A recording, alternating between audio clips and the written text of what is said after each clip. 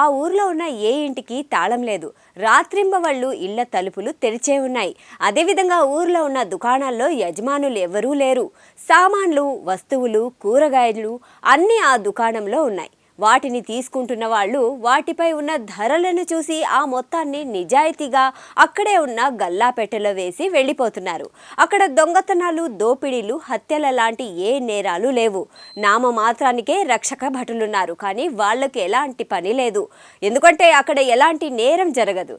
ఇక ఆ ఊర్లో అడుగు పెడితే ప్రకృతి ఒడిలో సేద తీరినట్లే. పొల్యూషన్ లేని పచ్చదనం మధ్య హాయిగా శ్వాస తీసుకోవచ్చు. ఇదంతా ఏంటిదన్న సంగతి కాస్త పక్కన పెట్టి ఇలాంటి ఓ ప్రాంతాన్ని, ఊరిని ఊహించుకోండి. ఎలా ఉంటుంది? స్వర్గంలా ఉంటుంది. నీతి నిజాయితీకి కేర్ ఆఫ్ అడ్రస్ లా ఉంటుంది. మరెందుకు ఆలస్యం? ఇది కేవలం ఊహ మాత్రమే కాదు, నిజంగానే అచ్చం ఇలాగే ఉన్న ఓ ఊరి విశేషాలను తెలుసుకుందాం. ఈ రోజుల్లో కూడా నీతికి నిజాయితీకి కేర్ ఆఫ్ అడ్రస్గా ఓ గ్రామం నిలుస్తుంది. సాధారణంగా అయితే మనం ఉంటున్న సమాజంలో దొంగతనాలు, దోపిడీలు, నేరాలు, ఘోరాలు ఎన్నో ఉంటాయి. వీటన్నిటి మధ్య తమతో పాటు తమ ఇంటిని, ఆస్తులను, మాన ప్రాణాలను కాపాడుకోవాల్సి ఉంటుంది. దీనికోసం సీసీ కెమెరాలు, సెక్యూరిటీ గార్డులను పెట్టుకుంటూ ఉంటాం. అయినా ఎప్పుడు ఏం జరుగుతుందనే భయం గుప్పిట్లో ఉంటాం. కానీ ఆ గ్రామంలో మాత్రం షాపులుంటాయి, కానీ షాపు కీపర్లుండరు. ఇళ్లకు తాళాలు అస్సలుండవు. కేవలం నమ్మకం అనే పునాది మీదే ఈ ఊరు నడుస్తుంది. ఇక ఆ గ్రామం ఎక్కడో లేదు, మన దేశంలోని నాగాలాండ్లో ఉంది. దాని పేరు ఖోనోమా. ఇది కేవలం ప్రకృతి అందాలకు మాత్రమే కాదు, అక్కడి ప్రజల నిజాయితీకి కూడా ప్రసిద్ధి. ముంబై, ఢిల్లీ వంటి మహానగరాల్లో కాలుష్యం, ట్రాఫిక్, దొంగతనాల భయంతో జనం బతుకుతుంటే ఖోనో గ్రామ ప్రజలు మాత్రం ప్రశాంతంగా జీవిస్తున్నారు. ప్రకృతి ఒడిలో ఉంటూనే ఆధునిక ప్రపంచానికి నీతి నిజాయితీ పాఠాలు నేర్పుతున్నారు. 19వ శతాబ్దంలో బ్రిటిష్ వారితో పోరాడిన ఘన చరిత్ర ఈ గ్రామానికి ఉంది.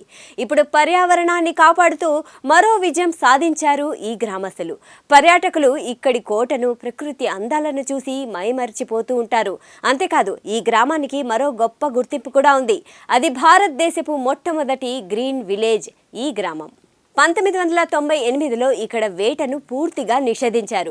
అప్పటి వరకు వేట ప్రధాన వృత్తిగా ఉన్న అంగామి గిరిజనులు పర్యావరణ పరిరక్షణ కోసం ఆ పనిని పూర్తిగా మానేశారు. ఇప్పుడు అటవీ సంపద, వ్యవసాయం, పశు పోషణ ద్వారా జీవిస్తున్నారు. ప్లాస్టిక్ వాడడం తగ్గించి చెత్తను కాల్చి విద్యుత్ తయారు చేస్తూ ఉంటారు. నాసా శాస్త్రవేత్తలు కూడా ఇక్కడి నీటి రీసైక్లింగ్ విధానాన్ని మెచ్చుకుంటున్నారంటే వీరి పర్యావరణ స్పృహ ఎంత గొప్పదో అర్థం చేసుకోవచ్చు. అయితే వీటన్నిటితో పాటు ఇలాంటి గ్రామం మన దేశంలో ఉండడం నిజంగా గర్వకారణం. ఎందుకంటే ఈ గ్రామంలోని నీతి నిజాయితీ రామరాజ్యాన్ని గుర్తుకు చేయిస్తుంది. ఈ గ్రామంలోని ప్రజలు నీతికి నిజాయితీకి పెద్ద పీట వేస్తారు. దీంతో ఇక్కడ దుకాణాల్లో సామాన్లు ఉంటాయి, కానీ అమ్మేవాళ్ళు ఉండరు. ఎవరికి కావాల్సిన వాళ్ళు తీసుకొని అక్కడ రాసి ఉన్న ధర ప్రకారం డబ్బులు డబ్బాల్లో వేసి వెళ్తూ ఉంటారు. దీంతో 1900 మంది జనాభా ఉన్న ఈ గ్రామం ప్రపంచానికే ఆదర్శంగా నిలుస్తోంది. అంగామి తెగకు చెందిన గిరిజనులు ఇక్కడ నివసిస్తారు. అయితే ఖోనోమాలో కనిపించే ఈ వింత పద్ధతి చూసి పర్యాటకులు సైతం ఆశ్చర్యపోతూ ఉంటారు. ఇక్కడ దుకాణాల్లో ప్రతి వస్తువు మీద ధర రాసి ఉంటుంది. కొనుగోలుదారులు తమకు నచ్చిన వస్తువును ఎంచుకొని దానికి సంబంధించిన డబ్బును అక్కడ ఉన్న పెట్టెలో వేస్తారు.